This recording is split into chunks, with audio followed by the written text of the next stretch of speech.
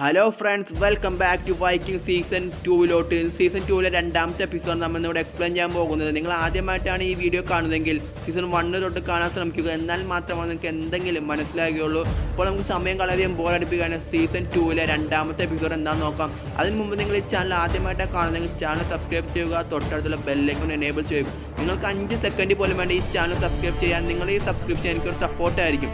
അപ്പോൾ നമുക്ക് വീഡിയോയിലോട്ട് പോകാം. ഇപ്പോൾ നമ്മുടെ ചാനൽ 49 സബ്സ്ക്രൈബേഴ്സാണ് ഉള്ളത്. ഒരാളുടെ കൂടി 50 ആവും. അത് ആരാണെന്ന് നമുക്ക് നോക്കാം. ഞാൻ ബോറടിപ്പിക്കാണ്ട് നമുക്ക് വീഡിയോയിലോട്ട് പോകാം.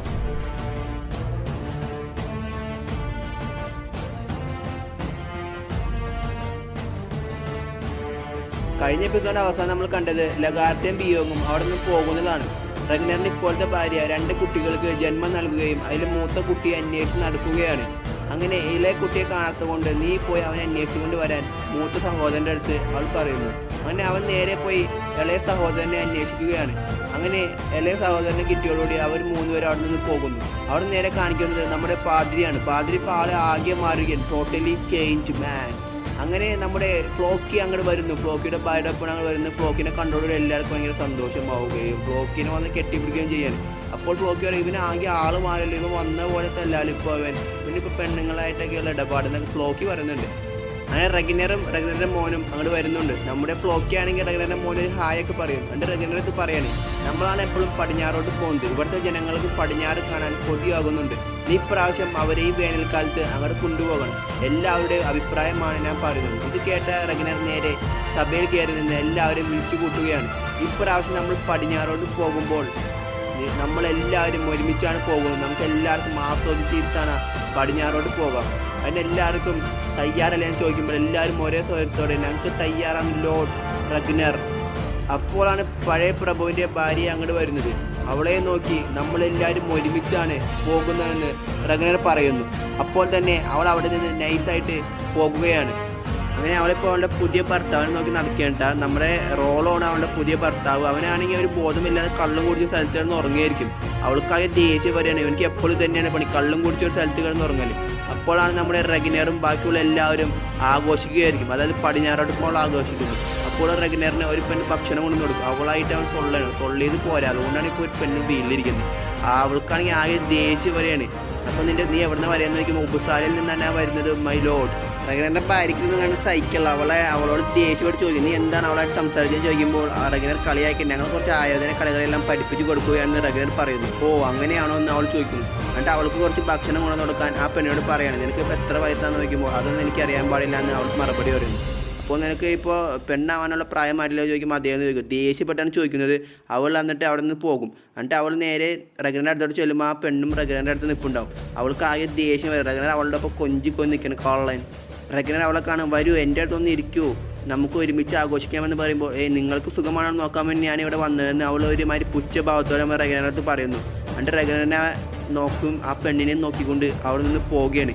ആ റഗ്നർ നേരെ അവളുടെ ഒപ്പം നേരെ റൂമിലോട്ട് ചെല്ലുകയാണ്. അവളാകെ ദേഷ്യപ്പെട്ടാണ് നിൽക്കുന്നത്. നിങ്ങൾ എന്താണ്, ഞാനിപ്പോൾ ഒരു ഗർഭിണിയാണ്, എനിക്ക് നിങ്ങളുടെ അടുത്തിരിക്കാൻ കൊതിയാവണമെന്നൊക്കെ അവൾ പറയുന്നുണ്ട്. അവനെ അവളെ ബോധമില്ലാതെ കിടക്കുകയാണ്. അപ്പോൾ കിടക്കുമ്പോഴായിരിക്കും അവൾ പറയുന്നത്, ഇനി ജനിക്കാൻ പോണ കുഞ്ഞ് എൻ്റെ അച്ഛനെ പോലെ ആയിരിക്കും, അവൻ്റെ കണ്ണിൽ എപ്പോഴും ഒരു പാമ്പിൻ്റെ ചിഹ്നം ഉണ്ടാകുമെന്ന് നമ്മുടെ രാജ്ഞി പറയുന്നു. ഇത് കേട്ടോടെ നമ്മുടെ റഗ്നറിനെ കുറച്ച് പേടിയൊക്കെ ആവുന്നത്. രാവിലെ തന്നെ അവൻ നേരെ മന്ത്രവാദി പോയി ചോദിക്കുകയാണ്, എനിക്ക് എൻ്റെ കുട്ടികളും എനിക്ക് ജനിക്കാൻ പോണ കുട്ടികളുടെ കാര്യമൊക്കെ എനിക്ക് അറിയണമെന്ന് പറയുന്നു. അപ്പോൾ അവൻ പറയും, നിന്നേക്കാളും വലിയ പ്രശസ്തിയായിരിക്കും ആർക്കുള്ളത്. അപ്പോൾ റഗ്നറിനെ കുറച്ച് അസൂയൊക്കെ വരുന്നത്, എന്നേക്കാളും വലിയ പ്രശസ്തിയോ? അപ്പോൾ മന്ത്രവാദി പറയും, അതെ. അപ്പോൾ എൻ്റെ മൂത്ത മോൻ ബിയോങ്ങോ ഇത്ര നേരം പറഞ്ഞിരുന്ന കാര്യം ഞാൻ അവൻ്റെ ആയിരുന്നു. അവനിക്കാണ് ഏറ്റവും വലിയ പ്രശസ്തി കിട്ടുന്നത്. അവൻ രാജ്യങ്ങൾ കീഴടക്കും. ഇത്രയുമാണ് എനിക്ക് പറയാനുള്ളത്. കുറേ നേരമായി നീ എന്നോട് ചോദ്യങ്ങൾ ചോദിക്കുമെന്ന് പറഞ്ഞ് അവനെ അവിടെ നിന്ന് പറഞ്ഞു വിടുന്നു. റോളോ, നീ എന്താ നിന്നെ തന്നെ നശിപ്പിക്കുകയാണോ? അവൾ അന്നും പറഞ്ഞൊരു കത്തിയെടുത്ത് തീയുള്ളിൽ വെച്ച് ചൂടാക്കുകയാണ്. ഈ പ്രാവശ്യം പടിഞ്ഞാറോട്ട് അവർ പോകുന്നുണ്ട്. നീ നേരെ റഗ്നറിൻ്റെ അടുത്ത് പോയി ചോദിക്കുക, നിന്നെയും കൂടെ കൂട്ടോ എന്ന്. ഇല്ലെങ്കിൽ നിനക്ക് ഒന്നും ആകാൻ പറ്റില്ല. അപ്പോൾ നമ്മൾ റോളോ പറയും, ഞാൻ ഈ അവസ്ഥയിൽ എന്ത് ചെയ്യാനാണെന്ന്. അവൾക്കായ ദേഷ്യം വരും. നിനക്ക് എന്താ ചെയ്യാൻ പറ്റാത്തതെന്ന് ചോദിക്കുന്നു. എന്നിട്ട് നിനക്കൊന്നും ചെയ്യാൻ പറ്റില്ലെങ്കിൽ നീ ഒരു കത്തിയെടുത്ത്, ആ ചൂടുള്ള കത്തിയെടുത്ത് നിൻ്റെ പള്ളയിലേക്ക് കുത്തിയെടുക്കും. നീ സ്വയം മരിക്കാൻ പറഞ്ഞ് ആ കത്തിയെടുത്ത് അവളുടെ മുന്നോട്ട് നീട്ടണം. അവനൊക്കെ കണ്ടാകെ ദേഷ്യം കൊണ്ട് അവനെ എണിച്ചു നിന്നിട്ട് ആ തീയുള്ള കത്തിയെ പിടിച്ചാൽ തീയാണ് കിടത്തി കളയാണ്. എന്നിട്ട് അവളും റോളും കൂടി നേരെ റെഗ്നറിനെ കാണാൻ ചെല്ലുന്നു. അപ്പോൾ റെഗ്നർ കുട്ടികളും ഭാര്യയൊക്കെ ആയിട്ട് കളിച്ചുകൊണ്ടിരിക്കുകയായിരിക്കും. അവനെ കാണാൻ തന്നെ എല്ലാവരുടെ അടുത്തും വേഗം പുറത്തോട്ട് പോകാൻ പറയും. അവളുടെ അടുത്ത് കുട്ടികളുടെ അടുത്തൊക്കെ വേഗം പുറത്തോട്ട് പോകാൻ പറയും. അവരെല്ലാം പുറത്തോട്ട് പോയി കഴിയുമ്പോൾ അവരമ്മ സംസാരിക്കും. അപ്പോൾ വാ സഹോദര, നമുക്ക് ഇന്ന് സംസാരിക്കും, ഇത്ര നാൾ എവിടെയായിരുന്നു? അപ്പോൾ നമ്മൾ റോള് പറയും, ബോധം പോകുന്നവരെ കള്ളു കുടിക്കാണ്ട് എവിടെയെങ്കിലൊക്കെ കിടന്നു തുടങ്ങും. അപ്പോൾ നമ്മൾ റോള് പറയും, ഞാൻ നിന്നെ ഒരിക്കലും ചതിച്ചിട്ടില്ല, ഇപ്രാവശ്യം പടിഞ്ഞാറോട്ട് എനിക്കും വരണം. അപ്പോൾ റെഗ്നർ പറയും, ഞാനൊന്ന് ആലോചിക്കട്ടെ, ഞാൻ എങ്ങനെയാണ് നിന്നെ വിശ്വസിക്കുന്നത്? കഴിഞ്ഞ പ്രാവശ്യം നീ എന്നെ ചതിച്ചതാണ്, ഇപ്രാവശ്യം ചതിക്കില്ല എന്ന്. ഇല്ല, ഞാൻ നിന്നെ ഈ പ്രാവശ്യം ചതിക്കില്ല റെഗ്നർ, നീ എന്നെ ഇപ്രാവശ്യം നീയും എന്നെ പടിഞ്ഞാറോട്ട് കൊണ്ടുപോകണമെന്ന് പറയും. അപ്പോൾ നമ്മുടെ റെഗ്നർ പറയും, ഞാനൊന്ന് ആലോചിക്കട്ടെ എന്ന്. അങ്ങനെ നമ്മൾ റോൾ അവിടെ നിന്ന് പോകും. നമ്മുടെ ഇപ്പോഴത്തെ പാതിരി ആകെ സീനാണ്. അവനാണെങ്കിൽ ആയോധന കളികളെല്ലാം മനസ്സിലാക്കുകയാണ്. റെഗ്നറായിട്ടാണ് അവൻ ഫൈറ്റ് ചെയ്യുന്നത്. അപ്പോൾ റെഗ്നർ ചോദിക്കും, ഇപ്രാവശ്യം നീയും പടിഞ്ഞാറോട്ട് വന്നു നോക്കുമ്പോൾ ഞാനും തീർച്ചയായും വരുന്നുണ്ട്, എനിക്കും എൻ്റെ കോടാലിയുടെ മൂർച്ച അവിടെയുള്ളവരെ കാണിച്ചു കൊടുക്കണം. അവൻ നമ്മൾ റെഗ്നറിൻ്റെ അടിയൊക്കെ തടയുന്നുണ്ട്. പക്ഷേ റെഗ്നർ അറിയാൻ റെഗ്നർ അവനെ അടിച്ച് താഴത്തേക്ക് ഇടുന്നുണ്ട്.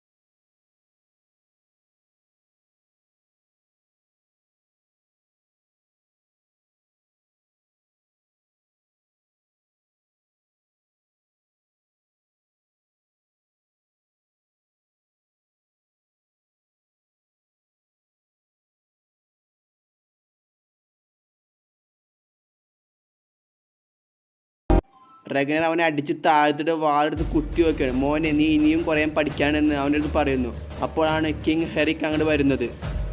റെഗ്നർ കിങ് ഹെറിക്കിനെ പോയി കെട്ടിപ്പിടിച്ചിട്ട് കണ്ടതിൽ ഒരുപാട് സന്തോഷമുണ്ട്. കിങ് ഹെറിക്ക് പറയും, ഇതെൻ്റെ 2 മക്കളാണെന്ന്. അപ്പോൾ റെഗ്നർ പറയും, നിങ്ങളെ കണ്ടതിലും എനിക്ക് ഒരുപാട് സന്തോഷമുണ്ട്, എൻ്റെ മക്കളെ നിങ്ങൾക്ക് പരിചയപ്പെടുത്തി തരാമെന്നെല്ലാം റെഗ്നർ പറയുന്നുണ്ട്. അപ്പോൾ റെഗ്നർ പറയും, കിങ് ഹെറിക്, നിങ്ങളെയും പ്രതീക്ഷിച്ച് ഒരാൾ അവിടെ ഇരിപ്പുണ്ട്, അതാരാണെന്ന് നിങ്ങൾക്ക് കാണണ്ടേന്ന് പറഞ്ഞ് നേരെ നമ്മുടെ കിങ് ഹെറിക് ബ്രൂക്ക് ആയിരിക്കും അവിടെ ഇരിക്കുന്നത്. പക്ഷേ കിങ് ഹെറിക് ബ്രൂക്കിനെ കണ്ടിട്ട് ഒരു സന്തോഷവുമില്ല. എന്താണ് എന്നെ കണ്ടിട്ട് നിനക്കൊരു സന്തോഷമില്ലാത്തതെന്ന് കിങ് ഹെറിക്കിനോട് ചോദിക്കുന്നുണ്ട്. ഞാൻ എന്തിനാണ് നിന്നെ കണ്ടിട്ട് സന്തോഷപ്പെടണേന്ന് കിങ് ഹെറിക് അവനോട് ചോദിക്കുന്നു. അപ്പോൾ റെഗ്നർ പറയും, നമ്മളെല്ലാവരും ഒരുമിച്ച് നിൽക്കേണ്ടതാണ്. അപ്പോഴാണ് റോളോ അങ്ങോട്ട് വരുന്നത്. എന്താണ് നിന്റെ തീരുമാനം റെഗ്നർ? ഞാൻ നിന്നെ എൻ്റെ സഹോദരനായിട്ട് അംഗീകരിച്ചിരിക്കും റോളോ, പക്ഷെ ഞങ്ങളുടെ ഒപ്പം നിന്നെ കൊണ്ടുപോകാൻ ഞങ്ങൾക്ക് സാധിക്കില്ല എന്ന് റെഗ്നർ റോളോനോട് പറയുന്നു. കിങ് ഹെറിക് ബുക്കും റെഗ്നറും എല്ലാവരും ഭക്ഷണം കഴിച്ചുകൊണ്ടിരിക്കുകയായിരിക്കും. അപ്പോൾ റെഗ്നർ കിങ് ഹെറിക്കിൻ്റെ മകനോട് ചോദിക്കുന്നത്. അവൻ പറയും, എനിക്കിപ്പോൾ 16 വയസ്സായെന്ന് പറയും. അപ്പോൾ റെഗ്നർ പറയും, ഈ പ്രായത്തിലൊരു മകൻ എനിക്കുമുണ്ടെന്ന് പറയും. അപ്പോൾ അവൻ പറയും, ഞാനിവിടെ കണ്ടില്ലല്ലോ. അപ്പോൾ റെഗ്നർ പറയും, അത് വിടും, നമുക്ക് ഇപ്പോൾ ഭക്ഷണം കഴിക്കാമെന്ന് പറഞ്ഞ് റെഗ്നറും അവനും വരുന്ന് ഭക്ഷണം കഴിക്കുകയായിരിക്കും. റെഗ്നർ നല്ല വിഷമമുണ്ട്, അവൻ്റെ മകൻ ദിയോങ് ഇപ്പോൾ അവൻ്റെ അടുത്ത് ഇല്ലാത്തത് കൊണ്ട്. അപ്പോഴാണ് കിങ് ഹെറിക് പറയുന്നത്, നമുക്ക് ഹെറിക് ബ്രൂക്കിനെ നമ്മുടെ ഒപ്പം കൊണ്ടുപോകണ്ട. അപ്പോൾ റെഗ്നർ ചോദിക്കും, അതെന്താ കാര്യം? നീ എന്താ നിൻ്റെ സഹോദരനെ നിൻ്റെ ഒപ്പം കൊണ്ടുപോകാത്തത്? അവന് നിനക്ക് വിശ്വാസമില്ലാതെ കൊണ്ട്. എനിക്ക് ഹെറിക് ബ്രൂക്കിനെ വിശ്വാസമില്ല, ഇത് നീ അവനോട് പറയണം, നമ്മുടെ ഒപ്പം വരണ്ട എന്ന്. രാവിലെ ആകുമ്പോൾ നമ്മുടെ റെഗ്നറിൻ്റെ സ്ഥലത്തോട്ട് കിങ് ഹെറിക്കിൻ്റെ കപ്പലുകളെല്ലാം വരികയാണ്. അത് നോക്കാനാണ് കിങ് ഹെറിക്കും റെഗ്നറും ഫ്ലോക്കിയെല്ലാം ചെല്ലുന്നു. ഫ്ലോക്കി അത് റെഗ്നർ ചോദിക്കും, എന്താ മോനെ, നിനക്ക് അസൂയ വരുന്നുണ്ടോ? എൻ്റെ കപ്പലിൻ്റെ അടുത്തൊന്നും ഈ കപ്പലെത്തില്ല എന്ന് ഫ്ലോക്കി പറയുന്നു. അത് കേട്ട് നമ്മൾ റെഗ്നർ ചിരിക്കുകയാണ്. എൻ്റെ റെഗ്നർ നേരെ നമ്മുടെ കിങ് ഹെറിക്കിൻ്റെ അടുത്ത് എന്ന് പറയുന്നു, നല്ല അടിപൊളി കപ്പലാണ് കിങ് ഹെറിക് എന്ന് പറയുന്നു. കിങ് ഹെറിക് പറഞ്ഞതുപോലെ ഹെറിക് ബ്രൂക്കിനോട് സംസാരിക്കാൻ നമ്മൾ റെഗ്നർ ചെല്ലുകയാണ്. നീ ഇവിടെ വന്നതിൽ ഒരുപാട് സന്തോഷമുണ്ട് ഹെറിക് ബ്രൂക്ക്, പക്ഷേ നീ ഞങ്ങളോടൊപ്പം വരണ്ട എന്നാണ് ഞങ്ങൾ തീരുമാനിച്ചിരിക്കുന്നത്. പക്ഷേ ഇത് ഞാനല്ല തീരുമാനിച്ചത്, കിങ് ഹെറിക്കാണ്. ഹെറിക്കിൻ്റെ കപ്പലാണ് ഞങ്ങളുടെ ഭൂരിഭാഗവും ഉള്ളത്. അതിനാൽ അദ്ദേഹം പറഞ്ഞത് എനിക്ക് അനുസരിക്കണം. പഴയ പ്രഭുവിൻ്റെ ഭാര്യ കിങ് ഹെറിക്കിനോട് സംസാരിക്കുകയാണ്. ലഗാർത്ത, ബിയോങ്, റെഗ്നർ ഇവരുടെ എല്ലാവരും ദൗർബല്യം എനിക്കറിയാം. അപ്പോൾ കിങ് ഹെറിക്ക് ചോദിക്കും, അതിന് ഞാൻ എന്ത് ചെയ്യണമെന്ന് ചോദിക്കുമ്പോൾ ദൗർബല്യങ്ങൾ മനസ്സിലാക്കി അതിൽ പിടിച്ചു കയറുന്നതാണ് യഥാർത്ഥ ബുദ്ധിമാനെന്ന് അവൾ കിങ് ഹെറിക്കിനോട് പറയുന്നു. നീ പറയുന്നത് എങ്ങനെ ഞാൻ വിശ്വസിക്കുമെന്ന് അവളോട് ചോദിക്കുന്നുണ്ട് കിങ് ഹെറി. ഇതേ സമയം തന്നെ ഹെറിക് ബ്രൂക്ക് നമ്മുടെ റോളയെ മൂപ്പ് കയറ്റാൻ വേണ്ടി റോളോടെ അടുത്ത് ചെല്ലുകയാണ്. നിന്നെ എത്ര പ്രാവശ്യം നിന്റെ സഹോദരൻ പറ്റിച്ചിട്ടുണ്ടെന്നെല്ലാം അവനോട് ചോദിച്ച് അവനെ ദേഷ്യപ്പെടുത്തുകയാണ്. നീ ഒരു പാവമാരായതുകൊണ്ടാണ് ഇതൊന്നും ചെയ്യാതെ, നീ ഇവിടെ നിന്നിട്ട് ഒരു കാര്യമില്ല, നീ അവരുടെ ഒപ്പം തന്നെ പോകണമെന്നെല്ലാം നമ്മുടെ ഹെറിക് ബ്രൂക്ക് പറയുകയാണ്. നീ അവരുടെ ഒപ്പം എന്തായാലും പോകണം, നീ ഇവിടെ നിന്നിട്ട് ഒരു കാര്യവുമില്ല. ഇത് കേട്ട് അവനിക്ക് നല്ല ദേഷ്യം വരണം. ഇവൻ കാരണമാണ് അവൻ്റെ സഹോദരൻ ഇപ്പോൾ വെറുക്കുന്നത്. അവൻ്റെ മോന്തൊക്കെ ഒരു അറ്റിട്ടിരിക്കുന്നു. അവൻ നേരെ താഴ്ത്തൂണ് അവൻ്റെ മുഖമൊക്കെ പൊട്ടി ചോര വരികയാണ്. നീ മണ്ടനാണ് റോളോ. അപ്പോൾ റോളോ പറയും, ഒരു ദിവസം ഞാൻ ബുദ്ധിമാനാവും. അപ്പോൾ നമ്മുടെ കിങ് ഹെറിക്കിനെ വിശ്വസിപ്പിക്കാൻ വേണ്ടി പഴയ പ്രഭുവിൻ്റെ ഭാര്യ ജിങ്കലാലയിലാണ്. അങ്ങനെ അവർ പോകാനെല്ലാം റെഡി ആവുകയാണ്. അതായത് പടിഞ്ഞാറോട്ട് പോകാൻ അവർ കപ്പലെല്ലാം റെഡിയാക്കുകയാണ്. റെഗിനർ ഭാര്യയുടെ മക്കളോടെ എല്ലാം യാത്ര ചോദിക്കുകയാണ്. ഞാൻ പോയിട്ട് വരാം, മക്കളെ എല്ലാവർക്കും ഉമ്മം കൊടുത്തുകൊണ്ടാണ് റെഗിനർ പോകുന്നത്. മൂത്ത മകനോട് പറയാണ്, ഞാൻ വരുന്നത് വരെ നീ ഒരു പ്രശ്നവും ഉണ്ടാക്കരുത്. അങ്ങനെ വയറ്റിലുള്ള കുഞ്ഞിക്ക് റെഗിനർ ഒരു ഉമ്മ കൊടുക്കുന്നു. എന്നിട്ട് നമ്മുടെ ഭാര്യയുടെ അടുത്ത് പറയാണ്, പറ്റാവുന്ന അത്ര നേരത്തെ ഞാൻ വരാം എന്നും പറഞ്ഞ് അവൾക്ക് ഒരു ഉമ്മൊക്കെ കൊടുത്തിട്ടാണ് നമ്മുടെ റെഗിനർ അവിടെ നിന്ന് പോകുന്നത്. അങ്ങനെ അവർ പോകുകയാണ്. നമ്മുടെ ഫ്ലോക്കിയാണ് കപ്പലിൻ്റെ ഏറ്റവും മുകളിൽ തന്നെ പിടിച്ചിരിക്കുകയാണ്, ഒരു മന്ദബുദ്ധിയെ പോലെ. അങ്ങനെ അവരെല്ലാവരും പായ നിവർത്തി പോകുമ്പോൾ അതെല്ലാം നമ്മുടെ റോളോ നോക്കി നിൽക്കുകയാണ്. റോളോക്ക് ആകെ വിഷമവും ദേഷ്യവും കൂടി റോളോ ഇതെല്ലാം നോക്കി നിൽക്കുന്നു. കുറേ നേരമായി അവർ കടലിൽ കൂടെ സഞ്ചരിക്കുന്നത്, പക്ഷെ ഒരു കര പോലും കണ്ടില്ല. അപ്പോൾ നമ്മൾ റെഗനറുടെ അടുത്ത് പാതിരി ചോദിക്കുന്നത്, എന്താണ് റെഗനർ നീ ചിന്തിക്കുന്നത്? കുറേ നേരമായി നമ്മൾ യാത്ര ചെയ്യുന്നത്, എന്നിട്ട് ഒരു കര പോലും കണ്ടില്ല, അതിൻ്റെ സമയവും കഴിഞ്ഞെന്ന്. അപ്പോൾ റെഗനർ പറയും, ആ പക്ഷിയെടുത്ത് പറത്തിവിടാൻ. അങ്ങനെ രാത്രിയായിട്ടും അവരൊരു കര പോലും കാണുന്നില്ല. അങ്ങനെ അവിടെ തിരമാല അടിച്ചു കയറാണ്. അപ്പോൾ നമ്മൾ റെഗനർ ചോദിക്കും, കിങ് ഹെറിക് നിങ്ങൾ ഇതുപോലെ ഇതിനു മുമ്പ് അനുഭവിച്ചിട്ടുണ്ടെന്നെല്ലാം ചോദിക്കുകയാണ്. അപ്പോഴാണ് അവരെ കപ്പലിൻ്റെ പായ കീറാൻ പോകുന്നത്. റെഗനർ പറയും, വേഗം ആ പായ താത്തു, അല്ലെങ്കിൽ നമ്മളെല്ലാവരും മരിക്കുമെന്ന് പറയുന്നു. അപ്പോഴാണ് ഒരു ശബ്ദം കേൾക്കുന്നത്, കടലിൻ്റെ തിര മതിലുമ്പോൾ പോയി ഇടിക്കണ പോലത്തെ വെച്ച. അപ്പോൾ നമ്മുടെ ഫ്ലോക്കി പറയുന്നത്, അതൊരു മലയാണ്, പെട്ടെന്ന് കപ്പൽ തിരിച്ചില്ലെങ്കിൽ നമ്മുടെ കപ്പൽ നശിച്ചു പോകുമെന്ന്. അങ്ങനെ പെട്ടെന്ന് തന്നെ അവർ കപ്പൽ തിരിക്കുകയാണ്. അതിൻ്റെ തൊട്ടടുത്ത് തന്നെ അവനൊരു കര കാണുകയാണ്. അപ്പോൾ നമ്മുടെ പഴയ പ്രഭുവിൻ്റെ ഭാര്യയെ, നമ്മുടെ റെഗനറിൻ്റെ ഭാര്യയെ വിളിക്കുന്നത്, നീ ആയിരുന്നല്ലേ പണ്ട് എൻ്റെ ഈ സ്ഥാനത്ത് ഉണ്ടായിരുന്നതെന്ന് അവൾ ചോദിക്കുന്നു. നമ്മൾ ഒരിക്കലും ഫ്രണ്ട്സ് ആയിട്ടില്ല, പക്ഷെ നമ്മളിപ്പോൾ കുടുംബക്കാരാണ്. റെഗനർ അവൻ്റെ സഹോദരനെ അംഗീകരിച്ചു, നമുക്കിപ്പോൾ ഫ്രണ്ട്സ് ആയിട്ട് ഇരുന്നാൽ എന്തായെന്ന് അവൾ ചോദിക്കുന്നുണ്ട്. എന്നും പറഞ്ഞ് അവൾ കൈ കൊടുക്കുകയാണ്, നമ്മൾ ഇനി മുതൽ നല്ലൊരു ഫ്രണ്ട്സ് ആയിരിക്കുമെന്ന്.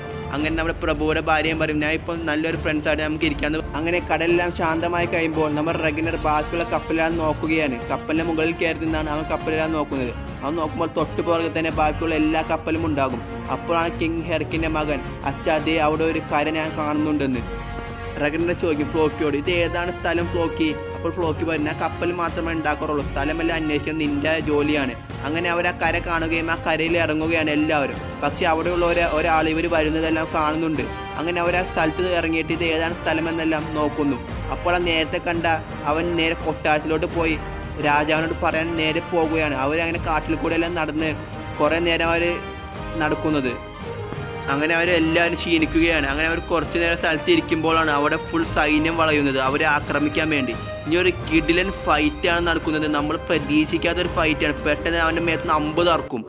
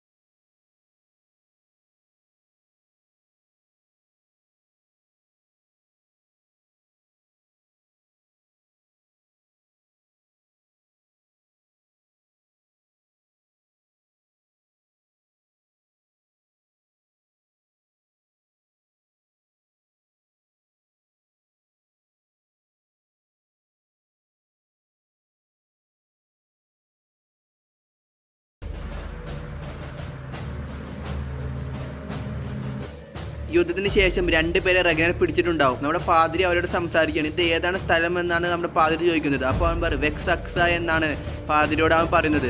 അപ്പോൾ ഇത് വെക്സക്സയാണോ എന്ന് നമ്മുടെ പാതിരി ചോദിക്കുന്നു. അപ്പോൾ ഇത് കിങ് എർക്ബർഡൻ്റെ രാജ്യമാണോ? അപ്പോൾ നമ്മുടെ റഗ്നർ ചോദിക്കും കിങ് എർക്ബർഡൻ അതാരാണ്? അപ്പോൾ പാതിരി ചോദിക്കും നിങ്ങളെപ്പോലത്തെ ഒരു മനുഷ്യനാണ് കിങ് എർക്ബർഡൻ. ഇത് കേട്ടതോടുകൂടി നമ്മുടെ റഗ്നർ ചിരിക്കുകയാണ്. അവിടെ നടന്ന കാര്യങ്ങളെല്ലാം കിങ് എർക്ബർഡനോട് പറയാൻ വേണ്ടി സൈന്യത്തിലോട് വരികയാണ്. പക്ഷേ അവൻ ബാത്റൂമിൽ കയറി ചെല്ലുമ്പോൾ അവൻ്റെ ബൂട്ടിട്ടാണ് കയറി ചെല്ലുന്നത്. നീ എൻ്റെ ബാത്റൂമിൽ ബൂട്ടിൽ കയറാനുള്ള ധൈര്യമുണ്ടോ എന്ന് അവനോട് ചോദിക്കുന്നു. അപ്പോൾ അവൻ സോറി പറയുകയാണ്. നമ്മുടെ സൈന്യത്തെ കടൽ കടന്നു വന്നവർ ആക്രമിച്ചിരിക്കുന്നു. ഇത് കേട്ടതോടുകൂടി എർക്ബർഡന് ദേഷ്യം വരികയാണ്. അവനെ കാണിച്ചുകൊണ്ടാണ് ഈ എപ്പിസോഡ് ഇവിടെ തീരുന്നത്. നിങ്ങൾക്ക് ഈ വീഡിയോയെക്കുറിച്ച് ഡൗട്ട് ഉണ്ടെങ്കിൽ കമൻറ്റായി രേഖപ്പെടുത്തുക. പിന്നെ ഈ വീഡിയോ ഷെയർ ചെയ്യുക, കമൻറ്റ് ചെയ്യുക. അപ്പോൾ നമുക്ക് നാളെ അടുത്ത എപ്പിസോഡ് കാണാം. Bye bye.